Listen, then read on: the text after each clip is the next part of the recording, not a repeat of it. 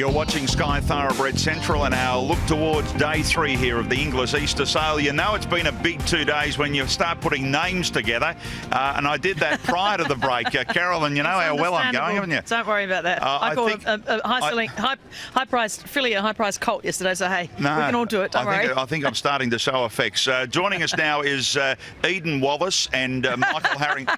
No, sorry. It's Eden Harrington beside me and Michael Wallace beside him from the China Horse Club. Welcome, gents.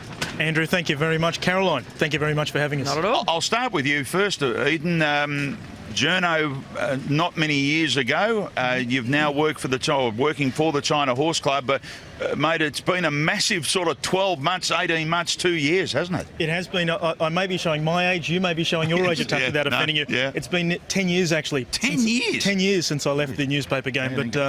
But no, look, I mean, we've had a wonderful start. We actually only began racing. Our first horse competed in Australia in late April in 2013. So it's nearly 2 years that we've begun racing. We've now had the fortuitous situation where we've won races in 8 countries around the world.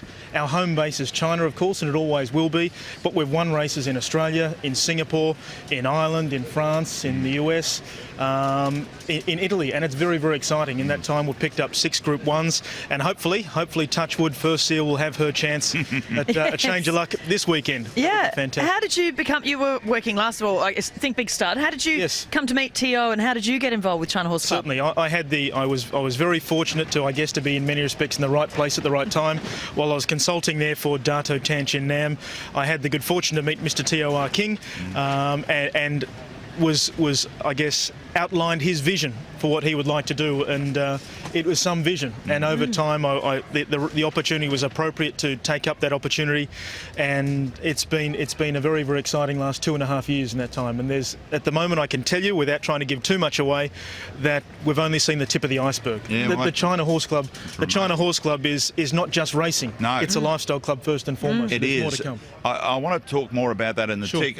Michael Wallace, your role in all of this is the bloodstock agent. Now, how did you come into China Horse Club working with them and then travelling around the world and buying all these horses?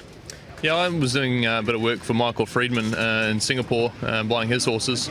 And when the China Horse Club decided to have a presence in Singapore, Michael was their trainer of choice. So through that, I got to meet Mr. Teo. I'd met Eden previously when he was on the Dali Flying Start.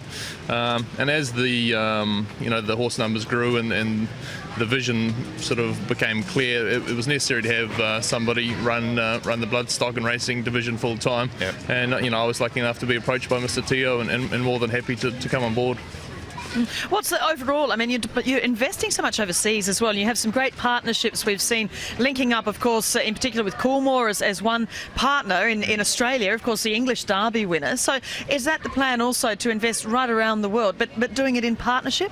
Well, absolutely. It's a global industry. It's just becoming smaller and smaller. We've been lucky enough to form great partnerships with people like Coolmore. Australia was the first yearling we'd purchased in Europe.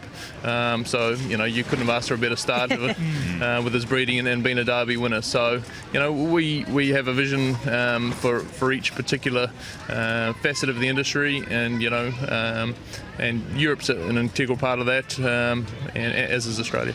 We've got a couple of lots here that I want to show, but I want to talk more about the business too, to explain to our viewers what it's all about. You mentioned Lifestyle Club, but to you, Michael, 136, this was the colt by I Am Invincible out of River's Secret, ends up going for $750,000 here. This colt, to your eye, Michael, what made him special to you? I saw him on the farm up at Harry's a couple of weeks back. And he was just a supreme athlete. I sort of walked away from the week after seeing 300 or 400 horses, and he was one that you remembered straight away. Yep. We were lucky enough to have a chat to John Moynihan and Barbara Banky from Stone Street in America.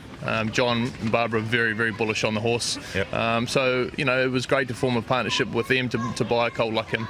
I guess we're seeing a lot of these high-price lots going to joint groups. Do you think perhaps some of the lots, if they're not on someone's shortlist, maybe they're sort of falling through the cracks because now you're linking up with someone else rather than bidding against them and then maybe buying another horse? Yeah, absolutely. Potentially there's that opportunity to happen. I guess with colts like these, everybody understands what you're trying to achieve, and if you hit the jackpot, 25, 50%, a It's good to have third, partners. it is great. And what's it like standing there? We were watching some of the vision unfolding yesterday with a couple of the lots. You're standing there with the Coolmore boys. What do they like to deal with when you're going in together? Eh? No, they're lovely guys. They're lovely. In all sincerity, no, they're some fantastic guys, and it's very rewarding to be able to continue partnering with them because they've had so much success.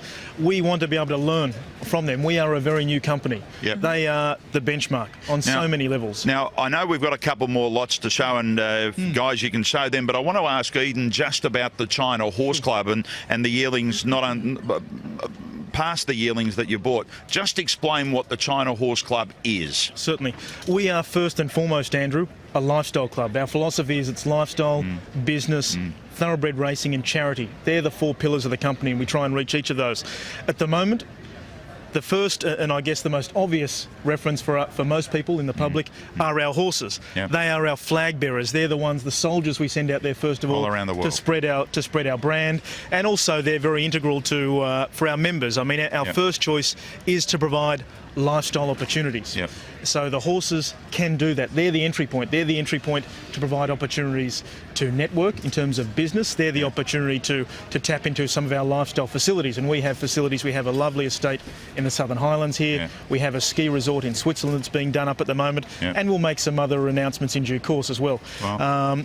But it's very much about trying to introduce people to racing in a new way, trying to engage a particular audience in a way that's appropriate to them.